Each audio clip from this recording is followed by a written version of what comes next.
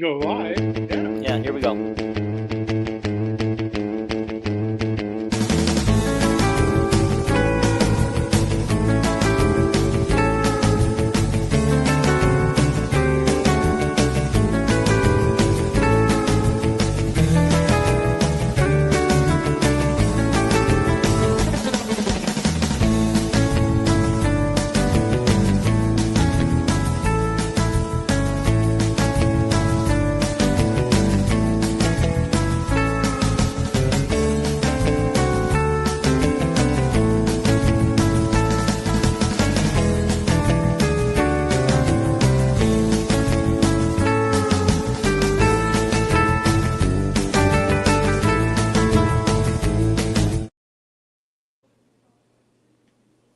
All right, everybody, we are live. It's a Sunday night after the Penn State win. Okay, I mean, we beat Penn State. I didn't make it. Don't want to make it sound like we did not. First of all, guys, as always, please hit that subscribe button right now. It's right in front of you. You can't miss it. Hit the like button as well because that helps with the algorithm. Above all things, and then leave a comment or two. Leave a comment here live tonight. Leave one in the replay, and then share it. Share it. Guys, I have a great idea. Let's share it with Penn State podcasters tonight. After we're done, let's see what they think. I actually listened to a couple of Penn State podcasts last night because I just wanted to get a feel for what's going on, what they think is going on, and I will tell you, they were not happy campers, And so one's a regular beat writer on one of them, and she, I think you guys somebody mentioned her in the thing I sent to you. She's a regular beat writer, and yeah, she has some things to say. Audrey's been there a long time. She's a Scott Doctorman of Penn State. So. Is she? Cool. You know about her then. Yeah, she writes for the Athletic and. Oh, I did not know that was the Athletic. Like okay. Before we get into the meat of the show, let's just catch up on some of these comments real quick. Maybe you guys got some answers here. Okay. Jared says, does the Iowa-Penn State feel more of a rivalry than Iowa-Nebraska, Iowa versus Wisconsin, dare I say Iowa versus Minnesota? Guys, let's get some opposing opinions here. What do you guys think? Paul, give me yours first because you never get to go first. No. I would say no. I mean, it's been a good series. It's one that we're over 500 against Penn State, but to me, they're still even a notch below like Michigan and Ohio State. I get more joy out of beating them or even beating Minnesota or Wisconsin than I do Penn State. That's just me, or Nebraska for that matter. Okay. All righty. Jason, what do you think? No, I don't even think Penn State's a rival. I mean, I don't. No. Geography takes them out of the game. In my opinion, it's Iowa State, it's Nebraska. It's like the border states. Schools. Yeah. More than, I mean, all the way on the East Coast, Penn State's got nothing to do with Iowa other than Kirk is from the Northeast. So, I mean, no, I don't even. If Penn State wasn't in the Big Ten, I wouldn't even watch them for the most part. They don't play they don't play a style I care to watch as far as football goes. So, like, I watch Hawaii because I love the style. So, outside the Big Ten, I would never watch Penn State. All right. I guess that leaves you, Kelvin. What do you think? Well, I think Penn State and Michigan and Ohio State, of course, are rivals because they're good teams in the Big Ten, but they're not the rivals. The rivals are Illinois, Wisconsin, Minnesota, and Nebraska. And then Iowa State's our rival non-conference. Illinois is a bitter rival. We just don't play them very often. Yeah. We played Penn State. We had a rival we played them before they were in the Big Ten. That's why when they entered the Big Ten chose us as their rival, even though we were so far apart. It was they chose us to be when they had them stupid conferences, legends and whatever they were called. Leaders. Legends. They I had to thought pick Purdue was our protected rival in that. Purdue was our protected rival. They had to pick one team for Penn State to be their rival.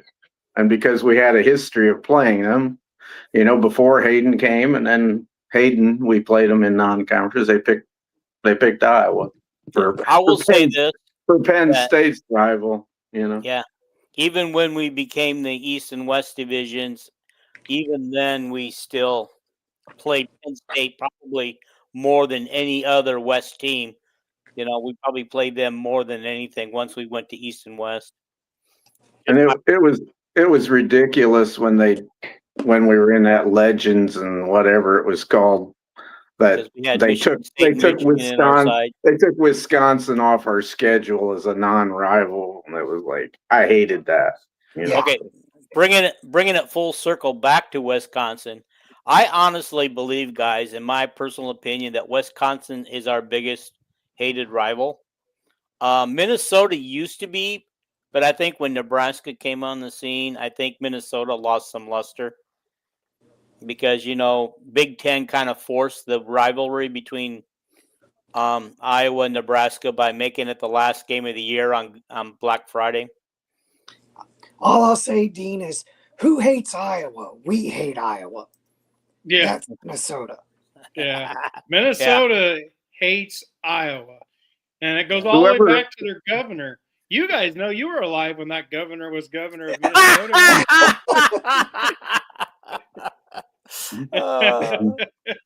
Nice to get some old people jokes in here. I just know our biggest rival's the one we're playing that week. So that too.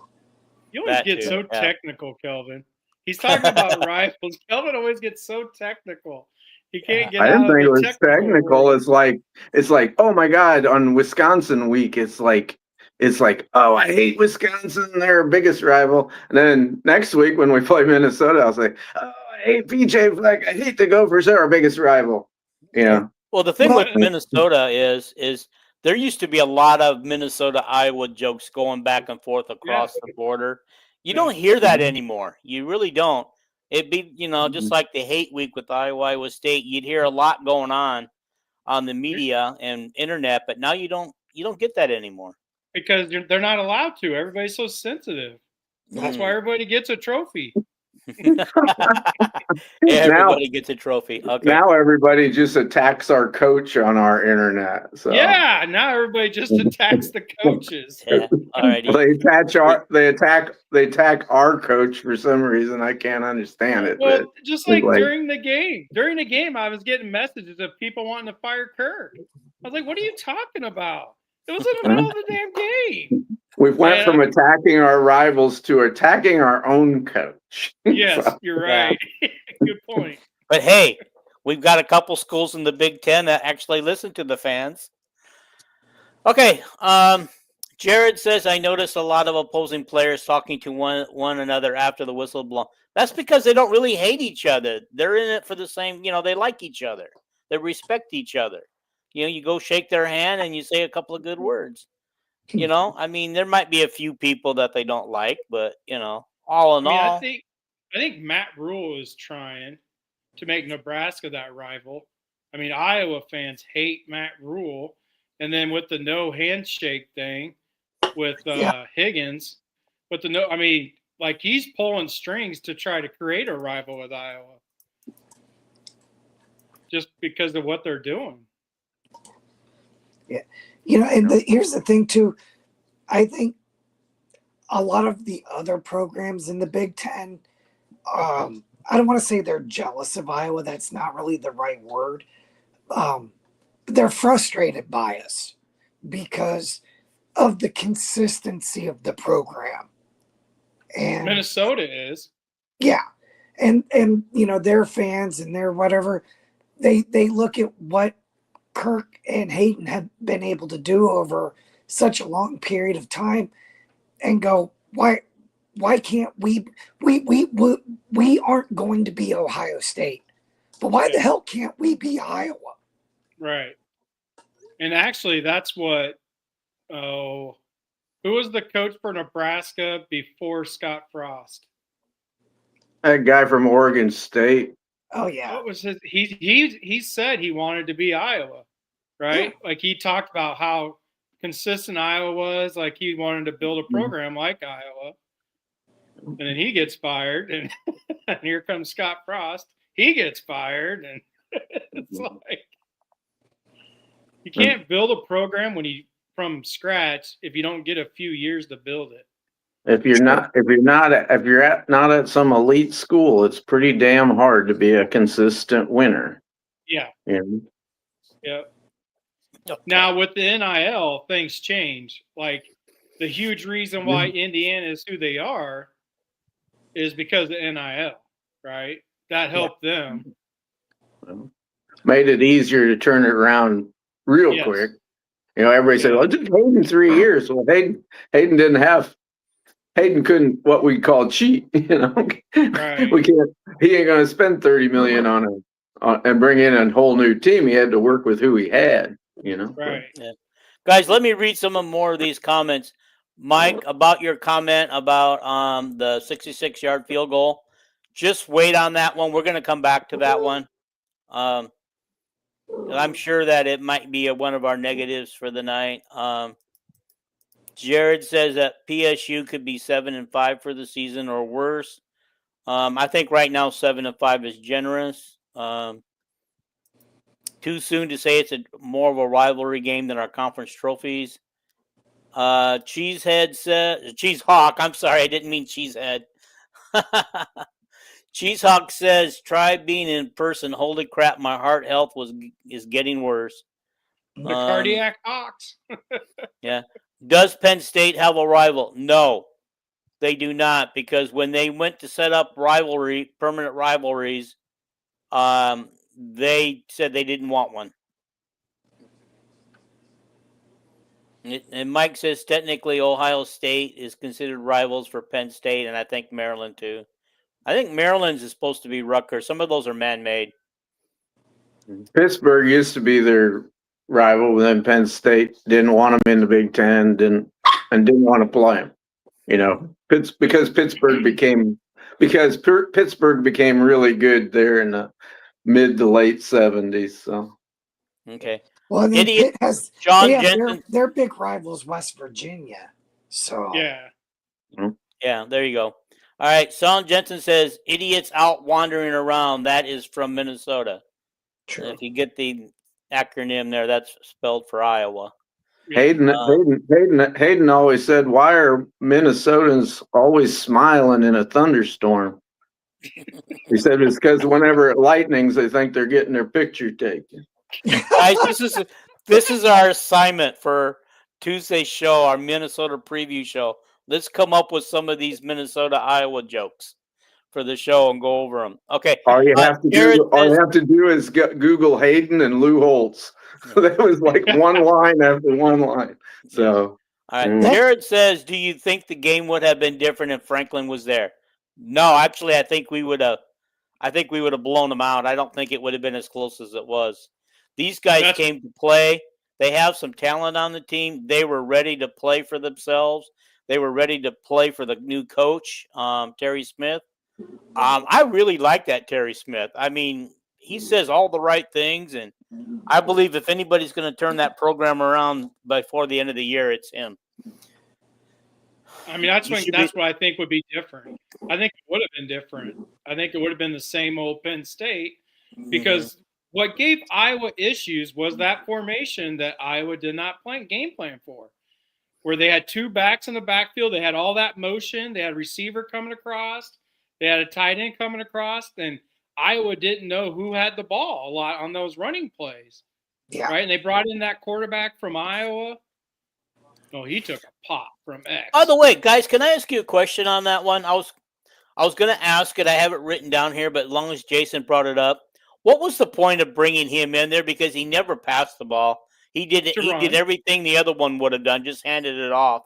He was there He- solely, put it that way. Yeah. He ran the football. Didn't you see him run the ball? Yeah, but so did the other quarterback, Not as Brendan- Grunkemeyer. but Brendan not, Sullivan. but not. He didn't run the. Grunkemeyer did not run the ball on true run plays. Okay. The game plan was completely different. Kind of like what I was telling you. With Gronk, we have a different game plan than with Hank, remember? Well, Yep. that's kind of how they use their Grunkemeyer is like our Hank that can Yeah. actually move, though. You Like mean he Hank, does- our number 3 quarterback now? Yeah, yeah. Because Heck Lindsey is more like Gronowski. He can Yeah. move. He's so little, though, but he All can right. move. So I caught up with the comments. Kelvin, did you have any news you wanted to share? Or anything earth-shaking or Well, of interesting? course. Okay, go ahead and share it right now. Okay. Okay. I'll do them real quick because I know you're under a time limit tonight, Dean. Our soccer team, I think, had to win one of their 2 games this week to be the first soccer team in Iowa history to finish at least as high as second in the Big Ten. And they lost their first game to UCLA. I think they're playing their other one about now, or it's on BTN Plus or something. Yeah, it'll be on in about 45 minutes. Okay, volleyball lost to UCLA, which UCLA is a really good volleyball team. The good news is they won a set, which they usually don't when they play somebody like UCLA. Field hockey won a thriller over Rutgers 5-4. And they're going to go to the NCAA tournaments. A lot of recruits in for the Penn State game, and including Jennings Dunker's brother Gannon, who's bigger than Jennings Dunker, and he's a junior in high school. And there was a bunch of them. Can't list freaking all the football players. Somebody said there was 70 of them, counting freshmen and sophomores and everything. That's, And of course, Kirk, if you listen to Kirk, there was only 2 there. That's He what he said, said well, at his news conference. yeah, he was talking about the cornerback. Well, whatever. His name's Lewis, who Vanderbilt thinks they're getting. But anyway, We might have and only another guy. But officials. what? We might have only had 2 on official visits, and the others might have just. No, been. we had a bunch of them on officials. He was talking about 2. He just met Dean. He just mentioned, well, our defense played really good, Kirk said, and he said that'll impress 2 particular defensive recruits we had in. Okay. Yeah, he said that he told those 2 recruits that Iowa fans appreciate defense and they're very smart about it. He just mentioned it in passing. They had more than 2 defensive recruits, but he probably ran into a couple of them and just said, hey, did you notice how Iowa loves their defense?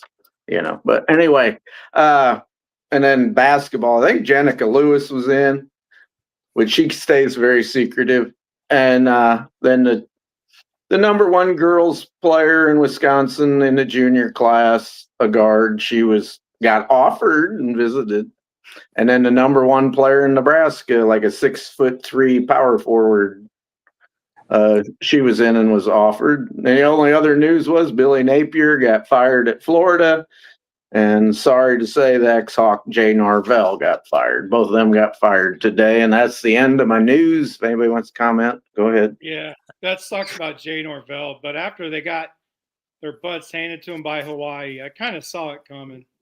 Yeah. They're starting to fire coaches early now, and they're 2-5 at Colorado State. It sucks because I love watching the team play, but this year they're just struggling without a quarterback. Well, they have to do something because they're moving to the Pac-12 next year. Colorado State is? Mhm. Okay, I didn't know that. Yeah, they're one of the ones moving over. The easiest way to think is go through all the Mountain West teams and other teams out west. If they have a state behind them, the word state, they're in the Pac-12 because it's a whole mess of teams that say state. All right. God, you guys keep these questions coming. I'm really excited. So, Sean says that, even though the quarterback wasn't completely healthy, that last play of the game was a thing of beauty. It was a I brilliant want to play talk call about by that Lester. 14-yard run. I want to talk about that 14-yard run that he had to clinch the game. I don't know if you guys were aware of it, but he said in his post-game interview that only he and Lester knew about that play. Nobody else on the team knew it. The linemen didn't know it. And that's the reason why it worked so well, because the linemen were blocking for something different, and he went the other way. Does that remind you of somebody?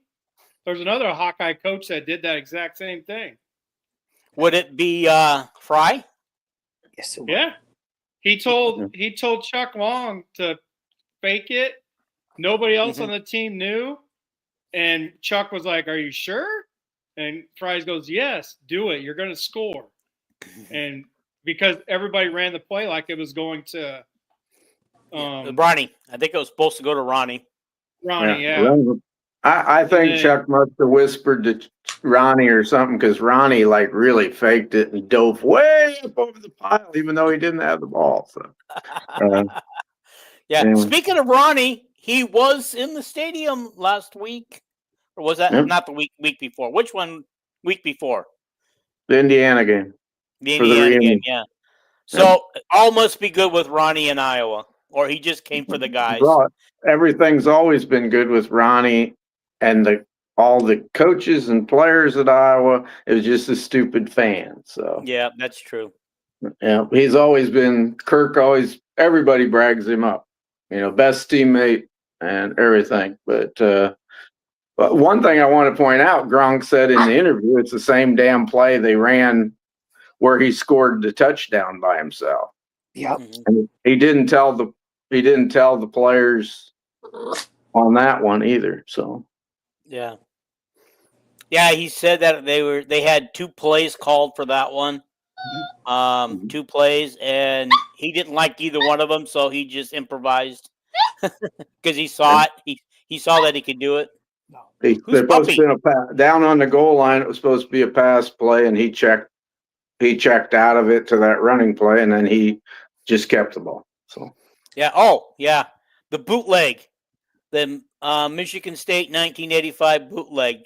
That one that he didn't he bootleg into the end zone on that one? Yes, and he held the ball up high because the previous year. Okay. Jason, I'm going to give this question to you real quick. Mike's addressing it to you. He said, speaking of QBs, I've heard you talk about Lester's type at QBs, but what exactly is that type? I'll answer that question after you let Paul finish. Okay, go ahead, Paul. I was just saying that I recall hearing that on that 85 bootleg Chuck Long, the Michigan State, he held the ball out up high because in the previous year, I think there was a stop at the goal line or something. They couldn't see the ball. So he wanted to make sure that the ball was very visible. Because when you watched on replay, he did score. But back then they didn't have replay. Yeah. So he wanted to make sure the whole world saw that he scored. Yeah. They said, Charlie, why did you hold the ball up? Because I wanted to make sure the referees saw it this time. Yeah. Like Lester's type is a running quarterback. He almost wants a run first type quarterback, like a pure runner that can throw, average. Pronowski's got a cannon of an arm. He throws a great deep ball, but his short accuracy isn't very good. But that's what he wants. He wants a quarterback that can move. That's his big thing. And that's why Hank is now the third string, because during the bye week, Heck showed that he can do more than where Hank is just a pocket passer. He can't do much more than that.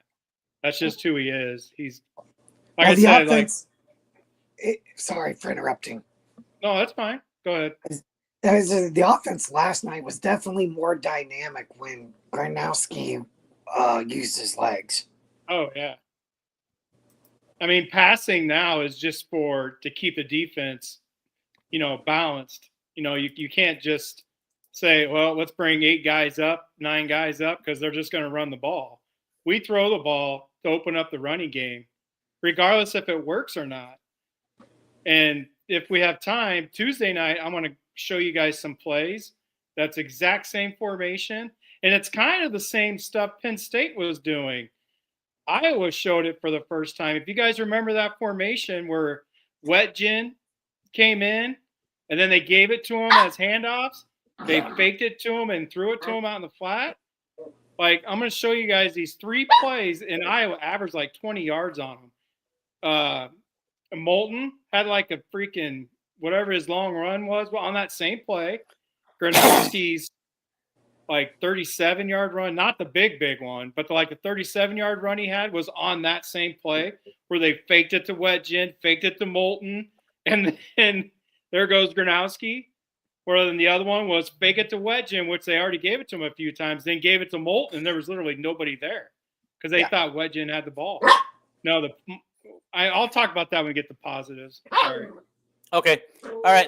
I'm going to go ahead and start with our negatives and positive, but we normally start with positive, but somebody asked a question about the 66-yard field goal. So I'm going to put that as my negative, why we attempted to go for a 66-yard field goal, especially after the previous one, he fell about 10 yards short. Why not? My question is why not take the knee and go in leading 10-7, then risk something bad happening? Which, I was thinking that in my head, and unthinkable, unfathomable. We get a block. We get a block on the second attempt and goes in for a scoop and score. And so, I do appreciate Kirk saying that he takes the blame for that. He felt like he almost let the team down and almost cost them the game. But he said, thank God they came back and made him, what is it called? Pulled his ass out of the fire on this one. Yeah, because if they would have lost, holy cow, the fans would be, yeah. Oh, and the thing is the poor guy, because he said that they were going. Their whole game plan was to be aggressive. The poor guy can't win for losing. If he's too conservative, we yell at him. If he's too aggressive, we yell at him. We can't. The fans aren't happy with him no matter what he does. Well, I mean, that's what a fan is. That's what it's short for fanatic, right? So, I mean, that's what a fan is. It's called being reactionary instead of using common sense. I mean, you heard what Kirk said. He must have a good relationship with Stevens. Like, he must feel bad for Stevens when he misses, because he did say he made that decision out of emotion. He saw Stevens make that kick a lot. Well, the difference is when he's probably making that kick, there's nobody rushing. So you can kick it low. So he tried to kick it low, and it got blocked, and I'm just glad he noticed. It was a dumb decision. Like he said, he made that decision because of emotion. He made the decision because of emotion and not brains. True. But my comment on that play was I had it on the negatives, but I didn't have it as a negative because they went for it. Because the chances of that happening are like getting struck by lightning naked in the Sahara Desert. But no, in the Sahara Desert where there's no lightning, there's no rain, there's no thunderstorm. But the negative on there was it was on the special teams. Obviously LeVar said to Kirk, yeah, he can make it, or Kirk wouldn't have done it. And the same people that complain about Kirk trying this one were complaining for a whole year and a half that we didn't try it against Iowa State. Amen. At least Chad Listigo is man enough to say, hey, I can't complain about this because I complained for a whole year, about the other kick. And the reason it didn't work, because he had a big, if you know how the Kinnick Stadium lays, the wind came up and it was 20 miles an hour gusts, and he had a big wind behind him. And the first kick that he took, he wasn't trying to get it there. They called a timeout, and he just wanted to see what the wind's effect on the ball. Well, I mean, he can kick that far. He was 10 yards short with the wind behind him. So that ain't a reason not to try it again. But the reason it failed was our right guard let the guy push him 4 yards back on this guy 6'7", And I don't know that the ball was kicked that low. This guy 6'7" jumps up and hits it with one hand. That was the big negative, was the special teams to me, not the decision to go for it. But All right. that's my opinion. But Okay, let's jump over to the positives. Paul, start with your first positive. I'm going to say the offensive response. With about 5 minutes left in the fourth quarter, Penn State went down, took the lead, and it was kind of at that point, it's like, okay, well, offense, you've got to go do something out here. And they went, and you got the big play from Gronowski, and then, he scores the touchdown. So I would say the offense coming through in the clutch. Yeah. I mean, they had in the fourth quarter, they had literally score on every drive. Yeah. They had to. If they didn't, Iowa doesn't win. Jason, give me a positive that you like. The play Just one. calling, Lester. Play calling. Okay.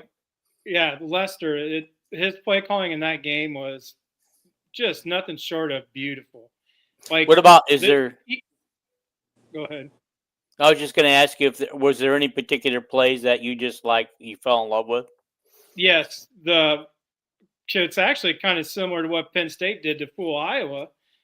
We ran the same stuff. If you remember the formation where they brought Wetjen in from outside, he lined up in a slot. He came in and he motioned in, and then, I call that my zoom motion, because he comes in and then he goes back out, but he takes the handoff. That formation produced like 20 yards average per play, but Wetjen didn't have a good time with that play. But everybody off of that, because they ran it like 2 or 3 times to Wetjen, and he didn't get much. I think one time he actually lost 5 yards on it, or 3. But then they did it again. They faked it to Wetjen, gave it to Moulton, and he had a wide open hole, nobody around him. And he took it for 20-some yards. Then they did it again.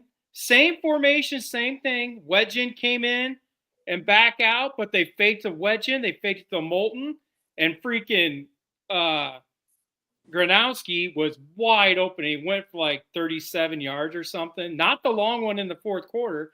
This was his first long carry. Was off that same formation. I don't think his long one was that same formation, but it was the same principle as far as the play call, where it was like an RPO type thing where he faked it.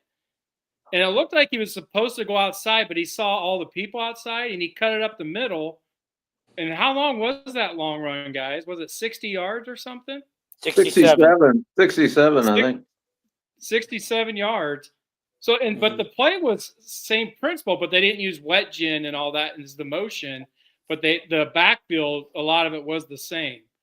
And Gronowski just got loose. Can I say it this way, Coach? And maybe this it's the difference between having a offensive coordinator title like Brian Ferentz and having a true play caller who sets up plays, who uses plays to set up future plays. Paul, be careful. Okay, this is what I have to tell you know how many messages I get? And even our buddy Dean here in the first half with the offense, I keep trying to tell him that every week. No, you're 100% right. Like, remember how we were dominating running the football, but then we stopped and we started throwing, right? That's just part of Lester figuring out what's going on, and because he's going to adjust for the second half. So he calls plays, even though the running game is dominating, he calls plays to set up later in the game, which is exactly what he was doing. And it worked, which is a huge reason why they pretty much scored every time they had the ball in the second half. I believe they had it 3 times and scored 3 times. Kelvin could probably tell me if I'm right or wrong, but I believe that's what happened. I think other than their kneel down at the end, I think they scored the 5. They either scored the 5 previous times, which went back into the second quarter. They scored every time except they had a field goal blocked and they missed another field goal. Oh, So. okay. So, yeah, I mean, the play calling And was there, and brilliant. in that time, they threw the ball exactly 4 times with 2 Yeah. completions in that Well, whole time. I couldn't yeah. believe that. I didn't know that. And then somebody said it on a podcast. And then On 3 Thread they put up a video of every one of Gronk's passes today. So I watched them, and it was like in the third quarter he threw twice, and it showed an incompletion and a completion. And in the But there fourth was quarter he threw twice. right, but there was a lot of passing plays called that wasn't there, and Gronk just took off with it as well. I mean, I I can't think say a lot. that 63 yarder, which I'm watching the game right now. It's on BTN. Yeah. It was so funny. We were talking about the field goal block, and they were playing it while we were talking about it on here. But I think that 67 yarder was a planned quarterback draw. That was It looked yes, like it was. it looked like to me. That hasn't come up yet here tonight, but that's the way I remember it. But No, That's it Anyway. was. what Gronk. That's what actually Gronk said in his post conference, that it was a draw. Yep, it was a Mhm. called play. Yep. he said if it wasn't for that leg brace, he would have scored. But He would have, and I believe it too. You could see Yep. him slowing down as he ran down the field. It's like, Gronk, catch your breath, dude. no. Right. He did. I love it how he used my grandpa's logic. My grandpa would always be like, if you're running slow, he'd be like, will you unhitch the state of Iowa? Well, you actually look like you're pulling the state of Iowa behind you. Did you hear Gronk? He goes, I have to unhitch the trailer next time. Yeah. I was like, oh, he must be from a small community farm No. country. Well, that's I love that's it. what they were. That's what they were teasing Graves about up to Wisconsin. He probably thought, well, they teased Graves about that. I better use that too, you know. But That was my favorite though. But can we talk about what Mike just said? Yes. This What'd he is what I've been say? trying to tell everybody. Show Kelvin. Is it on the screen? Let Kelvin. It's on the I screen can't again. read. I can't. I'm on my phone. I can't read the little writing. Okay, Just tell what me it what he says said. is Mike says called that out pretty early on. First half was exactly what Lester has done since arriving. The same thing that Jason has. So he's just basically backing Jason.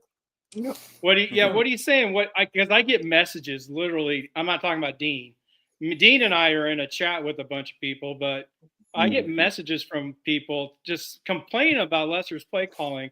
But this is exactly why we have to be patient in the first half, because he has plays he wants to use to set up plays in the second half that just always. And Lester, remember how good our second halves were? I'll never forget the Minnesota game. We were losing at half, getting our butt kicked. I was freaking out at halftime. If you guys remember that, I went nuts live on air because I couldn't. I told you to smoke a certain plant and calm down. I was joking. I said the second half will be different. You know, run the goddamn ball. In that second half, because of all the plays he ran in the first half, he ran plays off of those. In the second half, they scored 24 points or something and just blew Minnesota out. So, I mean, that's the game where I started learning. But now, I mean, we have to learn that Lester, he's going to call. He has probably 20, 25 plays he wants to run. And then he has his plays that he wants to run off of those 20, 25. So, yeah, in the first drive of the game, we were pounding. Our offensive line was just dominating. We could have ran the ball. But Lester wants to see what this pass play produces. He wants to see. And if you notice, a lot of those pass plays are open and Gronk misses them or the receiver drops them. That interception that got counted for Gronk was right off of Gill. He let the ball bounce off of his right shoulder pad. Instead of catching it, it went through his hands and bounced off his shoulder pad. And then ricocheted up and was intercepted. So our passing game, our receivers don't catch very well. And Gronk isn't always accurate. He's more accurate deep than he is short. But I just wanted Mike hit the nail on the head. I guarantee you this week, I'll get the same kind of messages. Why aren't we doing this? Why aren't we doing that? And I'll have to say, because Lester wants to do this. And just wait for the second half. So, yeah, Paul was spot on. Just to lighten the humor a little bit, Jared says, bring back Brian. I'm sure he's just kidding. You'll never see me talk bad about Brian. I absolutely loved Brian. It's good because his plays got receivers open. But yeah, he ran the tight end screen too often, right? We can all think of plays that he would run every other play. That tight end screen, he just wanted to get the ball to the tight ends all the time. Yeah. But Hey, he did have Jason. when Hey, Nate Jason. Stanley was his quarterback, he did great. Go. Jason, Yeah. are you there? Yeah. Yeah. Anyway, Gronk just on the TV right here in front of me. He just ran the 30. His first long run. It's in the second half. His 36-yard run up the middle was the same quarterback draw. So Okay, I think Jared was actually serious. Brian got us to 10-win seasons with injuries. Jared, I thought you were kidding, but you're obviously serious. Hey, you're home. yeah, Brian was pretty much doomed by not having any offensive line or healthy quarterback. So Yeah. he probably wasn't as bad as we thought he was. But Well, I'll give this to Brian. We had an identity, right? Yes. I mean, we were a phone booth, run the football, throw to the tight ends. I mean, we had an identity. We just didn't always have healthy personnel, and he was not a good developer of the quarterback. But he also would run plays and forget about, like, remember we did videos on the motion. Yes. He'd run motion one game and they'd run for 200-300 yards, and then he'd come back and not run one play with motion. And motion True. helps the quarterbacks out. Remember we did that. It was crazy. On running plays that he used motion, he averaged like almost 6 yards a carry, and otherwise he'd average 3.2. It was like, get a hint. One thing I'm scared of is when Wisconsin hires the next head football coach, I hope they don't hire him, because he'll have Wisconsin back to doing what they used to do. So Yeah. Like Fresno State's offensive line right now.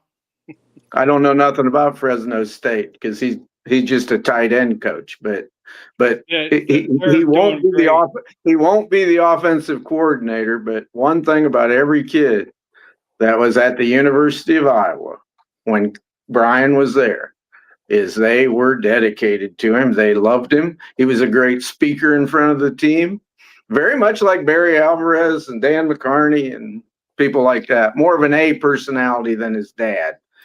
He could be a hell of a head coach, I think. Just don't let him coach the quarterback.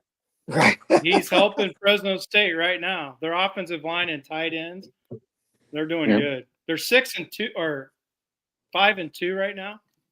Yeah. Are we still running down through positives? Yeah, we only each got one out. I haven't gotten one yet. Go for it. Okay, I didn't know if Paul had one. But anyway, I'll jump in here. I know you're short of time tonight, so I'm just going to throw out the 4 defensive players in a clump. The highest rated defensive player on the field was Nwampa, had a great game, greatest game he's ever played at Iowa. Deshaun Lee was the number 2 guy. Great game.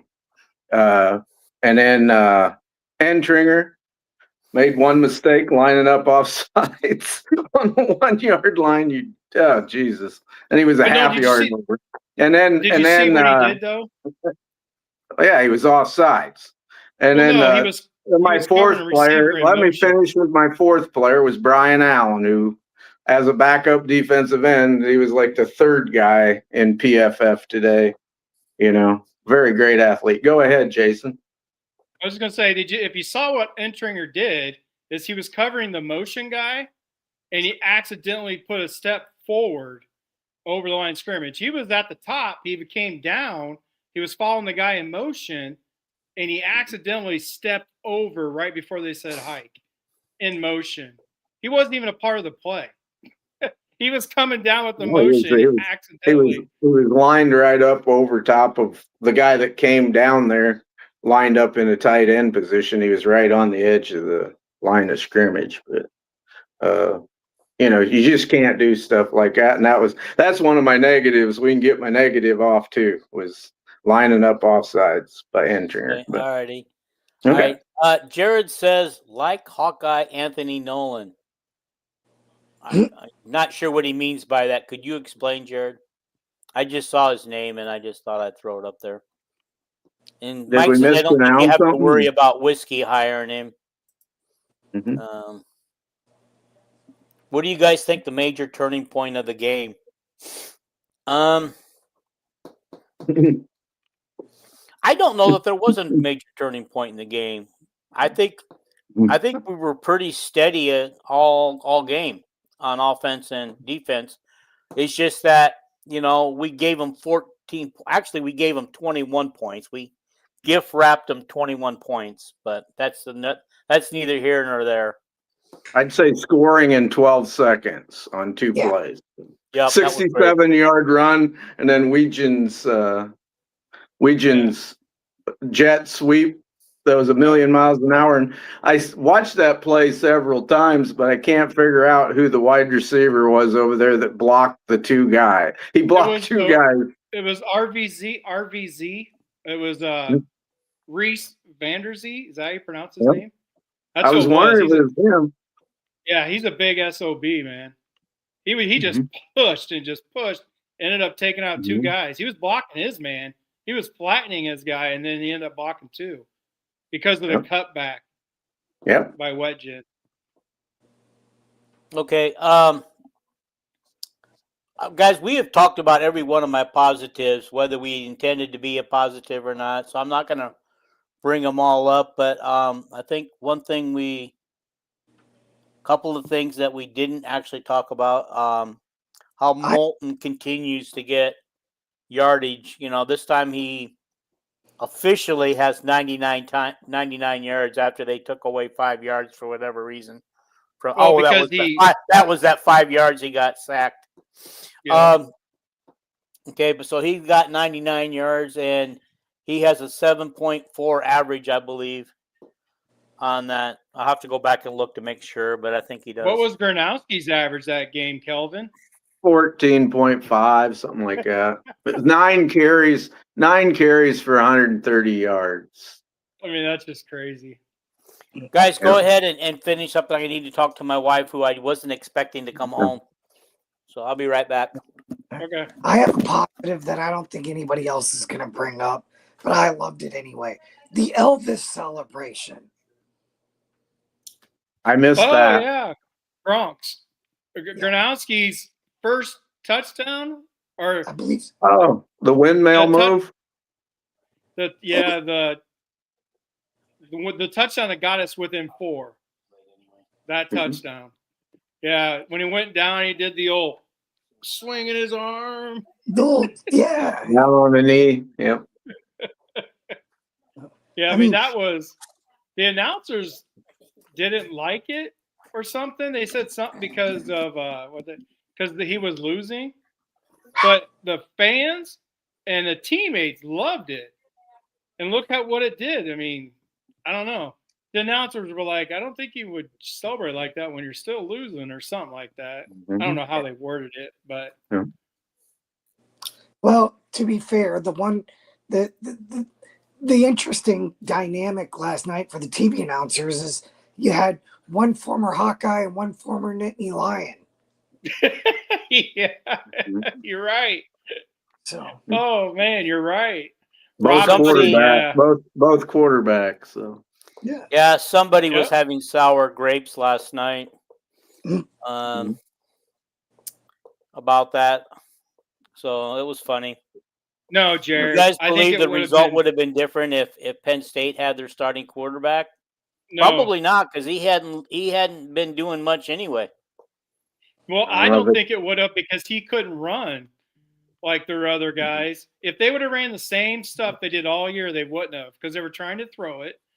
They wanted their quarterback to win the Heisman for whatever reason. They weren't running the football. What they did to Iowa, they hadn't done to anybody all year. They just kept pounding it.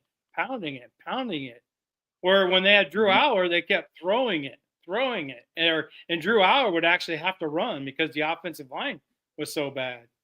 He was running for his life. So no, I think it would have been a lot worse. My response to that, could Aller, if he'd have played, could he have been a difference?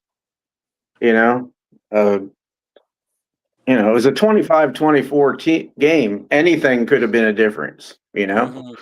Somebody could have farted in the huddle and the game could have changed. I don't know. But I don't know. I'm sure Penn State would have rather had their regular quarterback. Yeah. Okay, announcers. He said announcers were terrible last night. The whole thing I get is that Paul Burmeister, I thought he was pretty decent on his play-by-play, former quarterback for Hayden Fry. Yep. But the Penn State did good guy, with the Penn State guy who did the color commentary, I don't remember his name or Michael what Robinson. Yeah. You know what position he played at Penn State? Quarterback. He played fullback in NFL. Quarterback at Penn State. Quarterback. He talked in the game about Bobby Sanders hitting him. Oh, Yeah. okay. So. Yeah. So honestly, I thought he was very pro Penn State. He was trying to be pro Iowa too. I mean, you could see that he was trying to throw in some Iowa tidbits here and there too. But he did lean more toward Penn State, which, it's hard for these guys when they get signed on to do this stuff, and then they have to do color commentary for their old school, So all in all, I didn't think they were that bad. The problem I had was right in the last drive, Iowa's last drive, Peacock went out on me. Yeah, that sucks. But thank God for CBS on Saturday at 2:30. So. And that's going to be a great production. CBS, the 3:30, 2:30 time slot CBS game is going to have great production.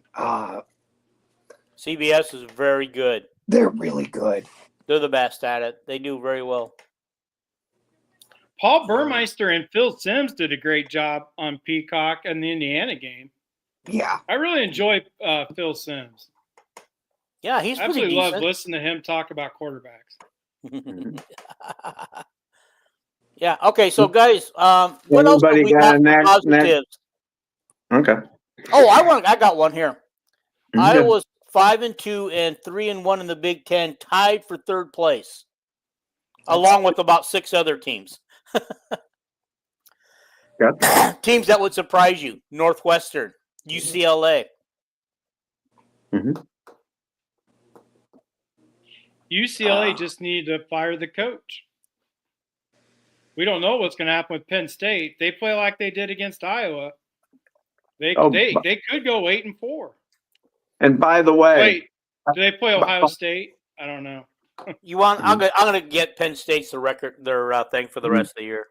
By the way, they found one quarterback starting his first game ever against Phil Parker and beat him. So Phil is now 1-8. Phil is now 18-1 against debut quarterbacks, and the guy that beat him was Nico in the bowl game. Okay. Wow. Oh my God! Talk about murderers row. It looks like they're on a bye week. They come back and they play at Ohio State. Indiana comes to visit them.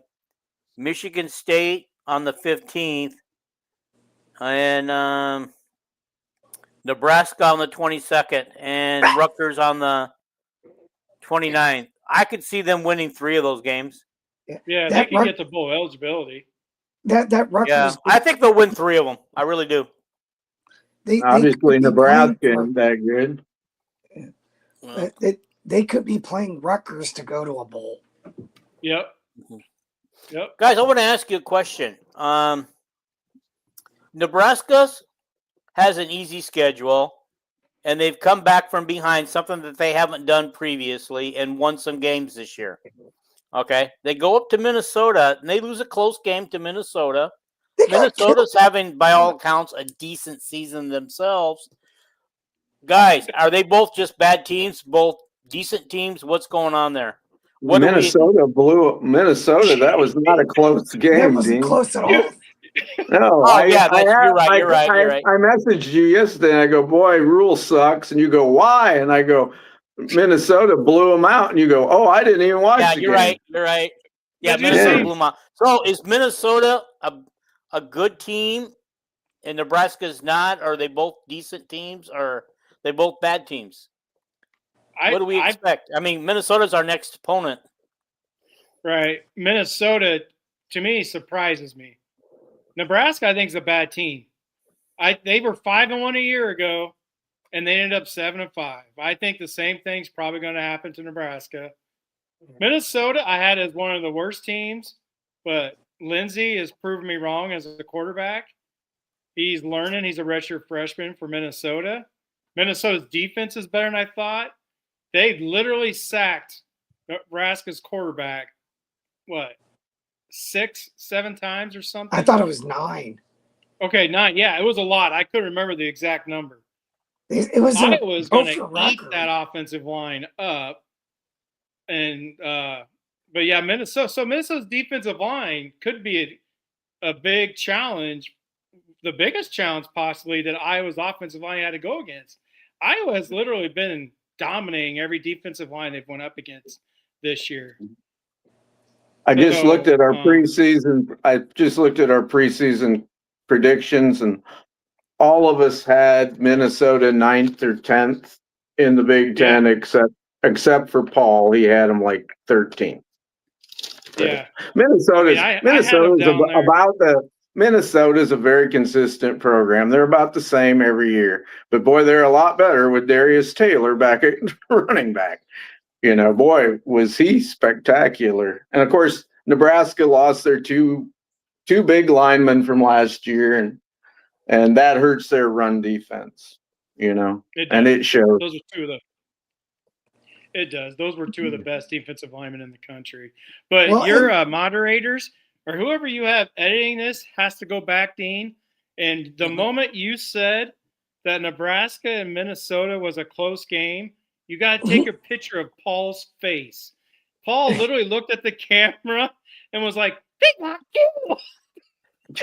My bad, guys. My bad. My bad.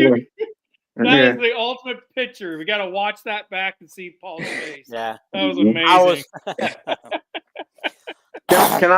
Can I give another one of my positives? Yes, you can. Okay. Well, of course. Well, it was a negative and a positive. The negative was Vanami got hurt and only played 5 snaps. That's what happened? Well, yeah. And then, okay. And then the good news is I talked to his dad today, and it was a sprain, and the boy told him that he expects to play the Minnesota game. I don't know if he's just being optimistic, but pretty thin at that position. We kind of need him. So Who are you talking about? positive that he's could be coming back. So I didn't hear who you said got hurt. Vanami. Oh, Okay. He only played 5 plays, and he was getting more pretty much him and Large split the tight end snaps. And of course, There was one good thing to come out of it yesterday. Most of the time, him and Large are in there all the time. We do not play 3 wide receivers a lot. So Harrell was in the game. He got 1 tackle, but I don't know if he played 4 was just in plays. for 1 play or not. I don't know. 4 plays. 4 plays. They had the PFF on 3. Had the PFF scores and the number of snaps for each player on offense and defense today. So I wonder if he's just not quite ready to come back yet. That's right. He come in to spell Montgomery a little bit, give him a breather, because he knows the defense. Probably ain't going to hurt for him to limp around for 4 plays and then get Montgomery back out there. So. Yeah.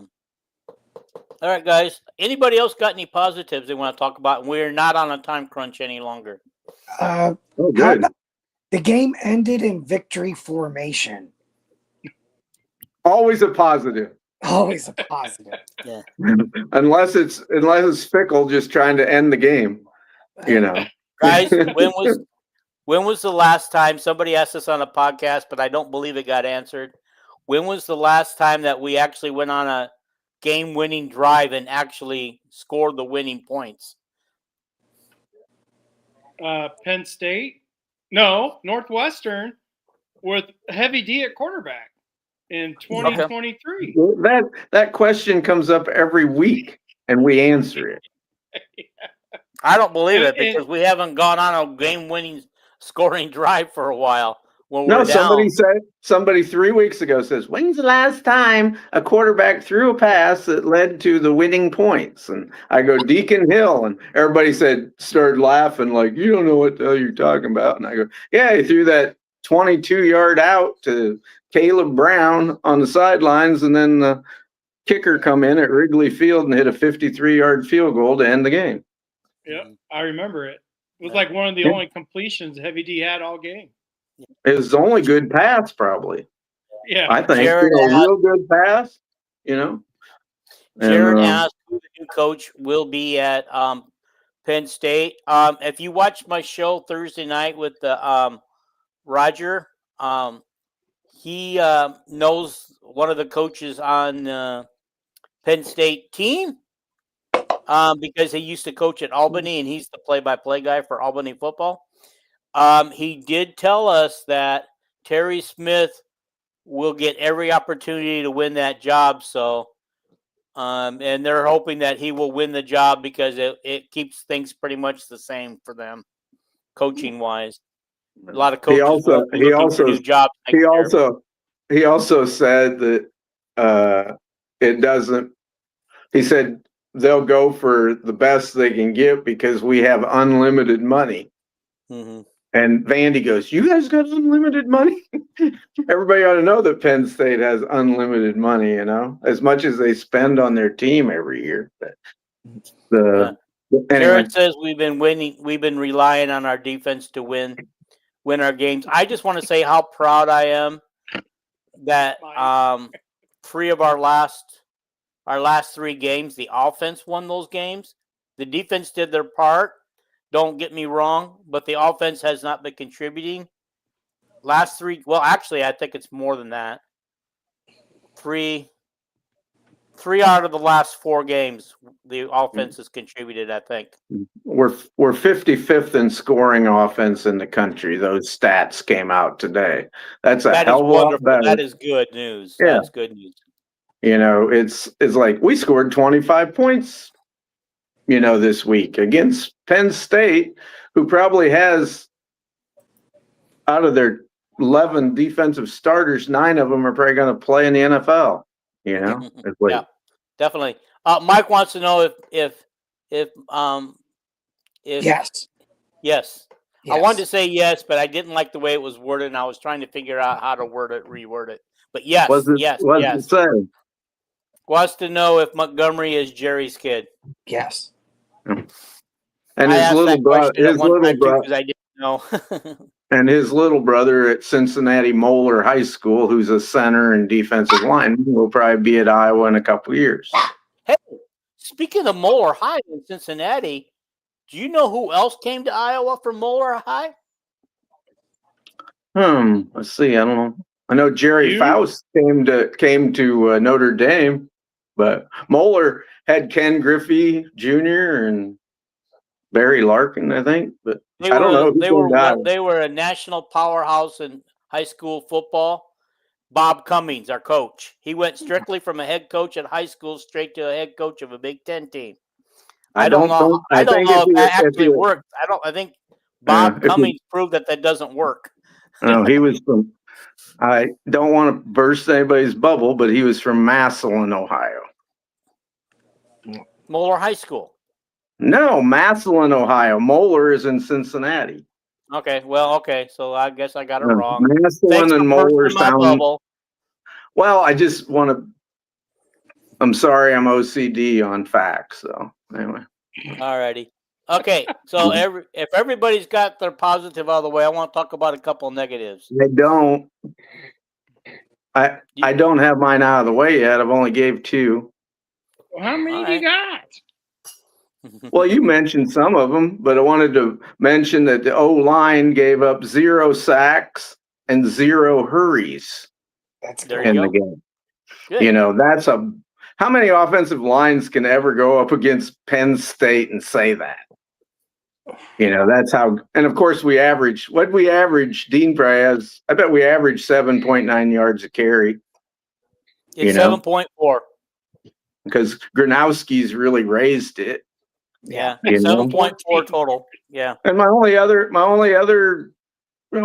positive I don't know if anybody said it. Did anybody say Dakin finally had a good punting game? Yeah, I put it on there. Oh, I didn't say Okay. it, but I did mention that he had a 57-yard average. Oh yeah, that was good to see. I'm done with my positive. Okay. Mike says that was the cleanest he's seen the pocket. I mean, to be honest, our quarterbacks have experienced pretty good pockets all year. Other than the last drive against Iowa State, when they knew we were going to throw, so that helps our O-line. But when they know we're going to throw, that's when our protection's not really that great. And so our biggest breakdowns in my memory of pass protect is when they sent a blitzer and some running back didn't pick him up. You know, McNeil's been really bad at protecting the quarterback. He's got a extremely low blocking grade in protecting the quarterback. That's why he don't play as much as he could. It'll be nice to get Jazz back. Yes. How soon you guys think he's coming back? I thought they thought he might be ready for Minnesota. Cool. Boy, we were getting so skimpy at running back in pregame warmups. Braden Jackson, the walk-on freshman, actually took reps with the second team in warmups. And the great recruit we got, the safety named what's his name? Lante Dean or something from Florida. He is a great safety prospect. And anyway, they had him all week jumping over at running back in case, you know, if two of our running backs went down during the game, you know, he was going to be a backup running back. You know, that's how gimpy we are, you know. So here's another positive. Who would have thought about that at the beginning of the season when we thought we had 6 running backs, you know? Yep. I got another positive. We only had the ball for 23 minutes, and they had it for 36. And I'm trying to find this stat here. Give me a second to find it. I'm kind of interested where you're going with this. They rushed for 46 yards. We rushed for 33. But they had a smaller per carry. They were only 3.8. We were 7.4. But I think the 7.4 came largely on. Their running back at 137 yards rushing. That pro guy, Katron Allen. Yeah, that's what I was going to look. We had some missed tackles. We had some missed tackles, you know, on him and some of them Penn State guys. But them guys that are going to the NFL, you tend to miss them on tackles more often. Yeah. You guys ever notice that? I wanted to point out we had 245 yards rushing. That might be the most we've had for a while, and 173 yards for Penn State. We had 301. Yeah, we had 300 this year. I think we've first game of the season, wasn't it? Okay, all right.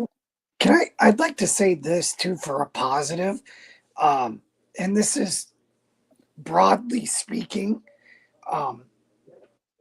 We've gone up against Penn State in the past couple of years. That game at Happy Valley last year, the year before, I think it was last year. We've gone up against Ohio State and been just outclassed athletically. we were not outclassed athletically last night. No, not even close. And so I will take that as a positive, is that, and this was a good Penn State team. This is something that we did talk about, whether they had Franklin, whether they had Drew Aller. They have talent across the board.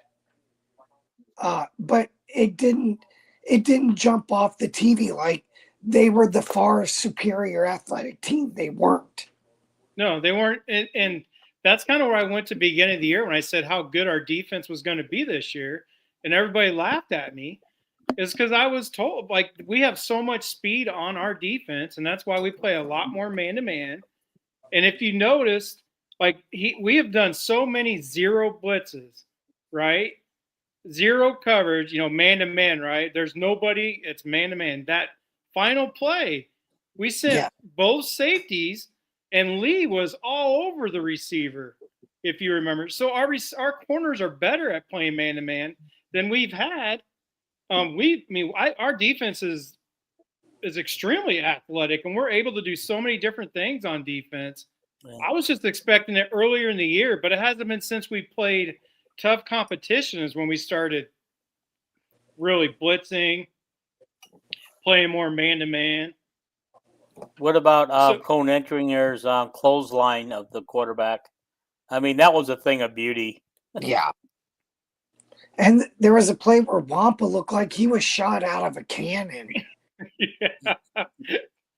He hits you hard. I mean, Wampa wants to destroy you every time he hits you. He hit that kid from Des Moines, and the dude just went, oh, I don't want the ball. He just flew back, dropped the ball. That was just one of those. If you think about it, we won that game. Iowa won that game. We didn't. Iowa won that game. Penn State fumbled, 3 or 4 times? We didn't get one of them. That was going to be one of my negatives.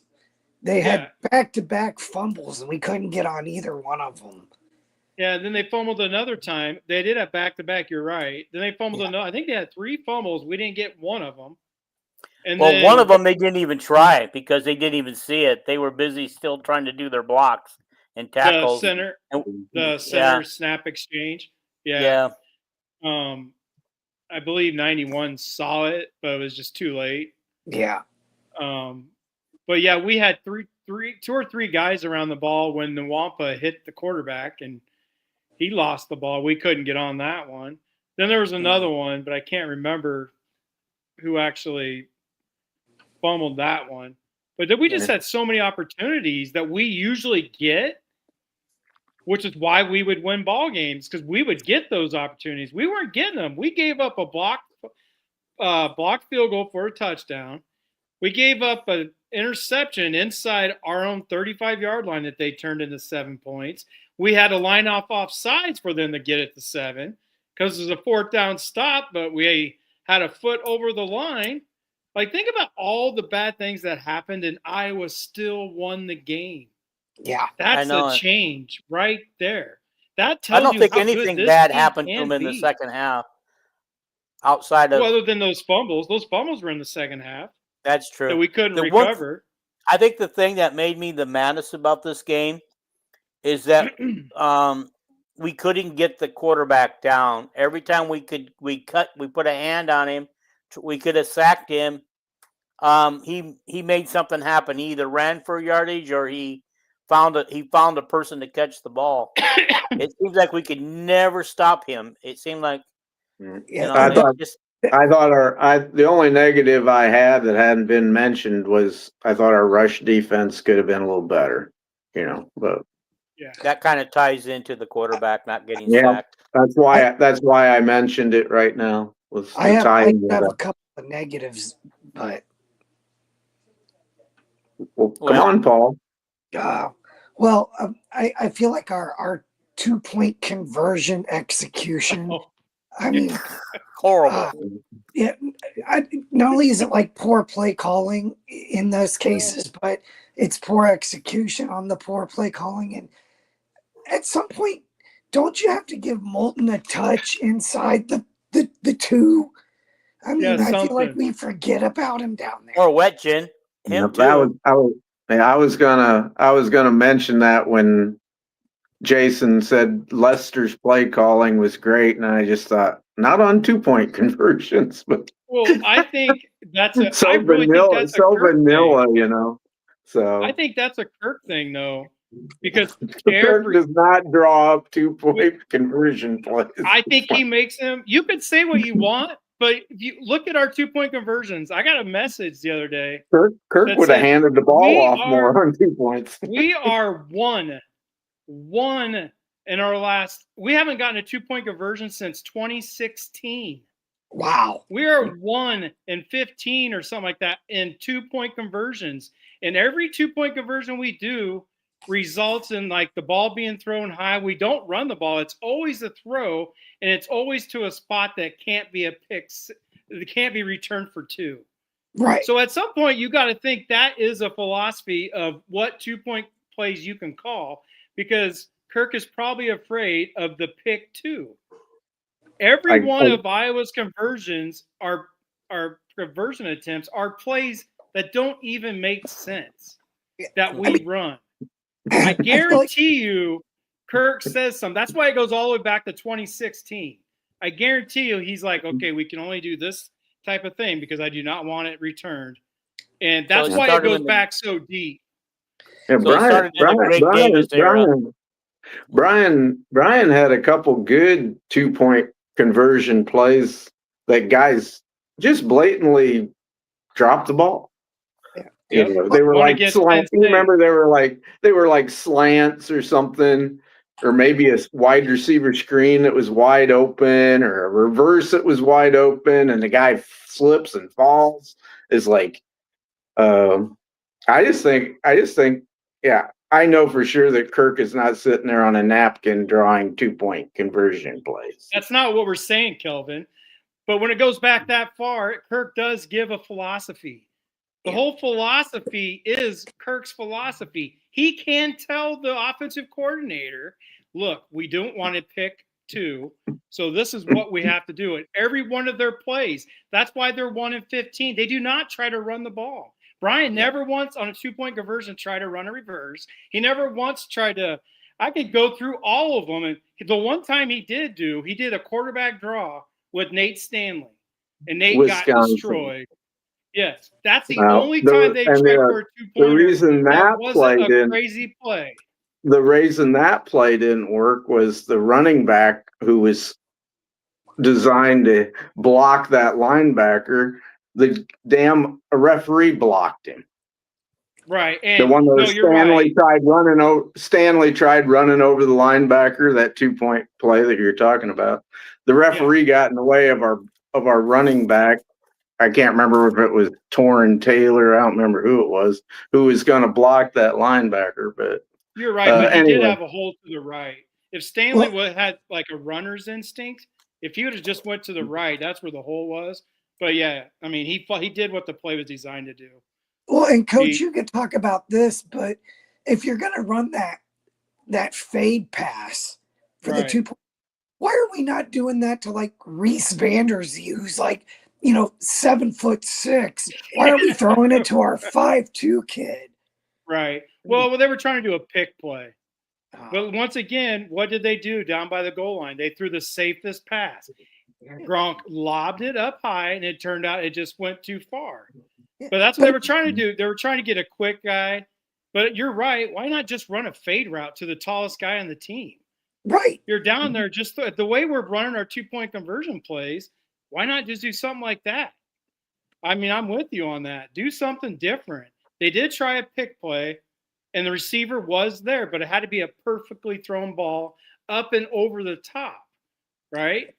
Everything has to be like over the top. It can't be anywhere where it can be picked, where it can be touched by anybody else but the receiver, which takes a perfect throw, and Gronk's probably is never going to throw the perfect ball in that situation. It ain't hard. It ain't that hard to throw a good ball to Vanderzee. Throw it that's up what Paul's saying. Yeah, it's like one play, one of Gronk's incompletions that ended in the first half, ended a drive. I don't know if we kicked a field goal or missed a field goal. I can't remember. But Vanderzee down at the cone, they got him on the sidelines, and you got a guy on him that looks like he's about 6 foot tall. And Gronk throws his pass up, and I thought, oh, this is great.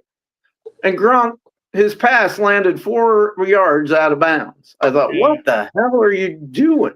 Well, did you see RVZ too? He shook his head. He was like, give me a chance. Yeah, you're right. Oh my God. It's like, but all right, guys. I do have one comment I wanted to get out with all this coaching changes that's going on. Uh-oh. I hope I make you guys laugh. Are you prepared to laugh, Jason? I'm always prepared to laugh. I want to protect our young, hot head coach that we got named Kirk. Young guy, in demand. I hope we give him a 5-year extension this week. So. All right, guys, let's move on. Let's move on before we go off, Kirk because as you guys can tell, he does for recruiting. He does for recruiting purposes. Yeah. Oh, good point. All right. Good point. As you guys can tell, I'm having internet issues again tonight. Let's go talk about the games that we picked, and then we can get out of here for the night. All right. All right. Paul and Jason were the big winners this week with 6 and 4. Woo! Kelvin and I went 5 and 5. I lost Miami, LSU, Ole Miss, Texas Tech, and I switched my pick from BYU to Utah, and I still lost. Yeah. I did get. I know. I miss USC, and I did get Vandy right. Yep. You did. You got Vandy, Georgia, Bama, Iowa, and BYU. Paul got Georgia, Bama, Notre Dame, Michigan, Minnesota, Iowa. By the way, I got Minnesota right as well. Just want everybody to know that I did pick that game. It was close. It was close, all right. It was a nail biter. I had to talk myself into taking Nebraska.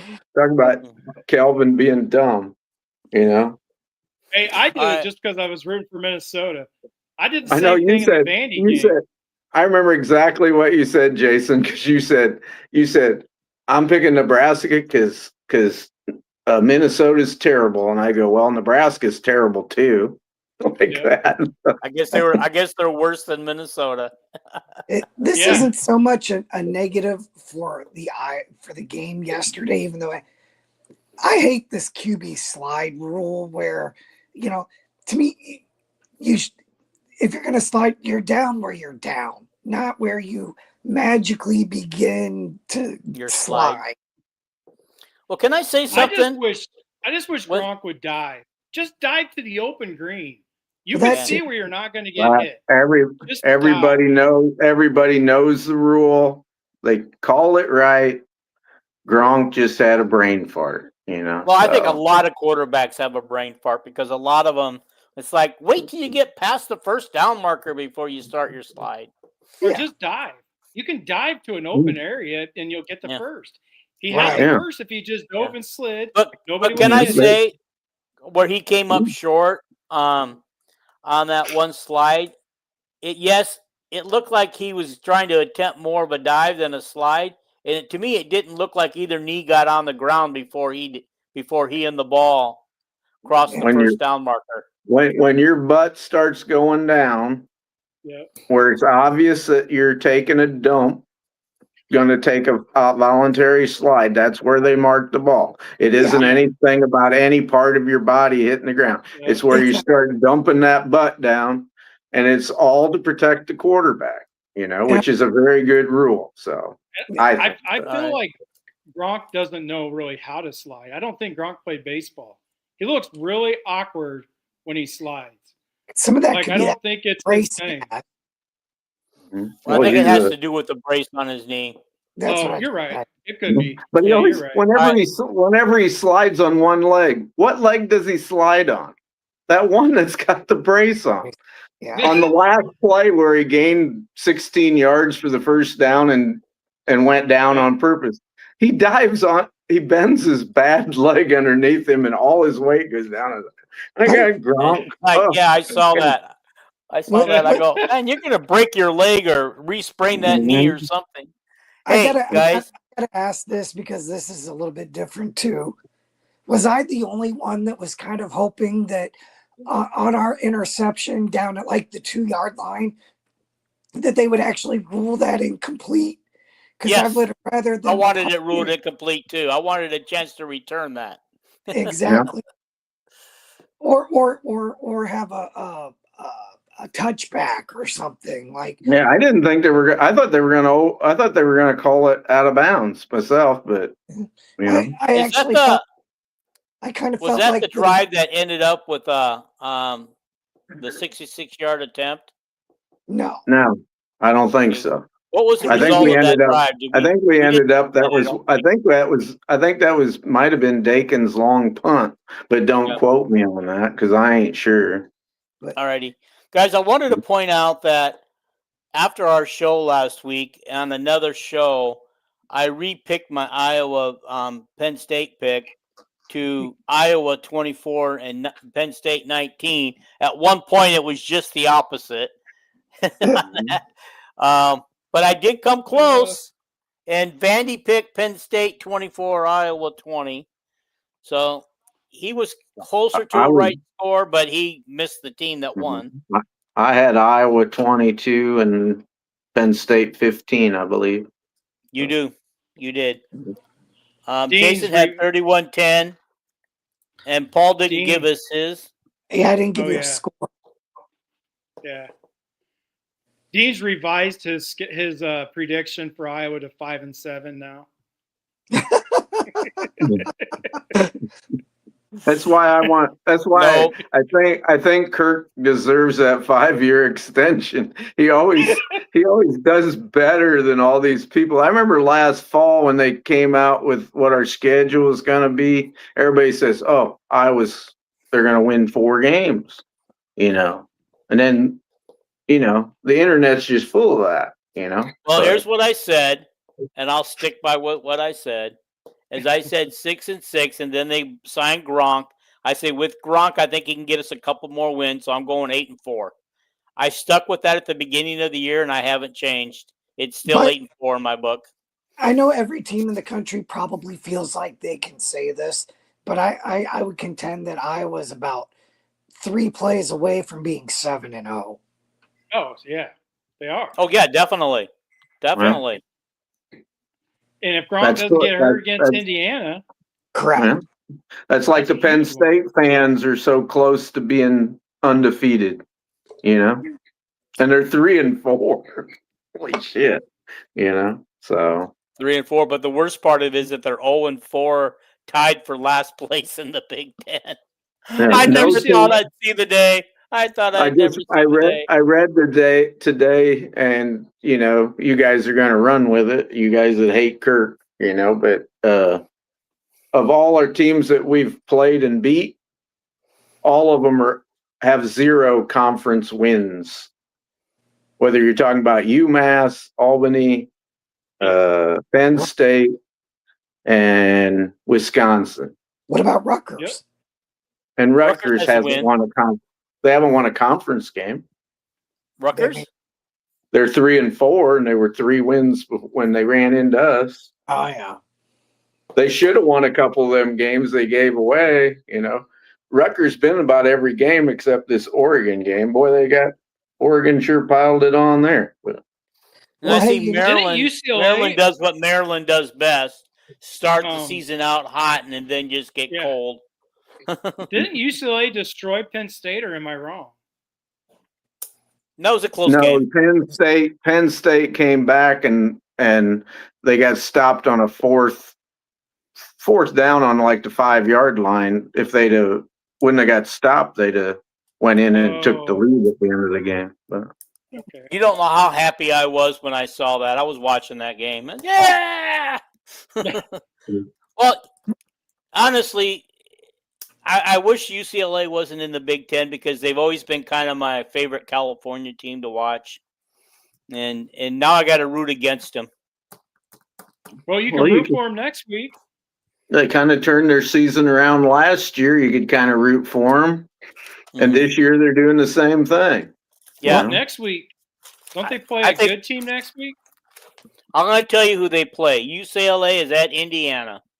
There you go. Yeah, I thought they were playing you Indiana. Root for them next week because Iowa needs Indiana to lose.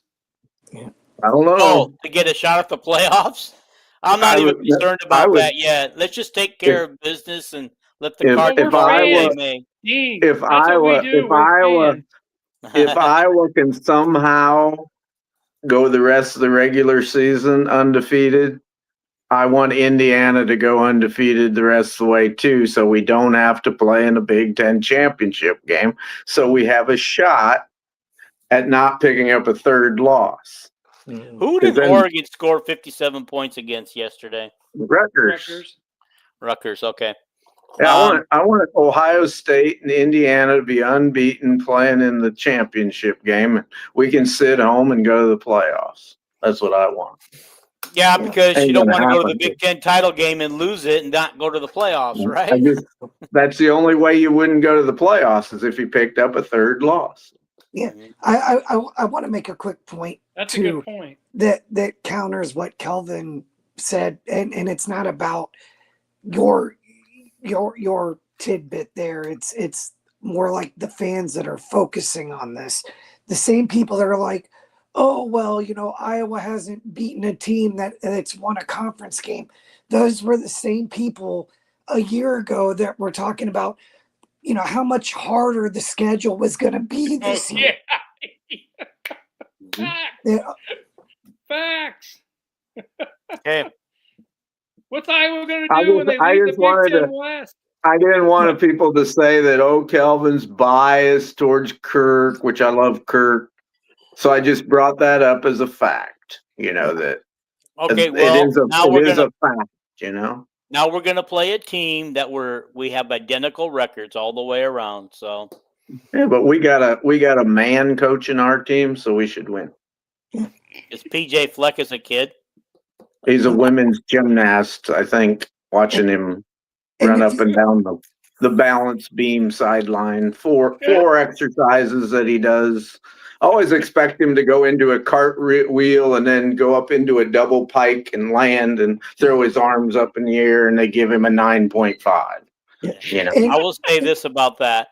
Iowa fans may not like him, but the football players he has love him. Yeah. And to go back to the beginning of the pod, when we were talking about the rivalry situation in Penn State versus, say, Minnesota, the whole, take the pig, leave the timeouts, and the Cooper DeJean fair catching. No, the Minnesota game is a bigger rivalry than Penn State. Yeah. To me. I will say this. When Cooper DeJean on that not the fair catch play scored, PJ Fleck thought it was a legit score because the look on his face said it all. Right. And he was kind of confused when they pulled it back like, what? It wasn't a score? Oh, my. Yeah, and when they did win that game and he went dancing around out on, the center of our insignia and stuff, that was the nail in the coffin with him and Kirk. When he started pissing off Kirk's when he first come to Minnesota and he had dirty recruiting tactics, Yes. And Kirk don't care. He loves competitive people, but when you start playing dirty, that's something that don't go very far in the parent's home. That don't stick around long. So yeah. Guys, I will be sending you our week 9 picks.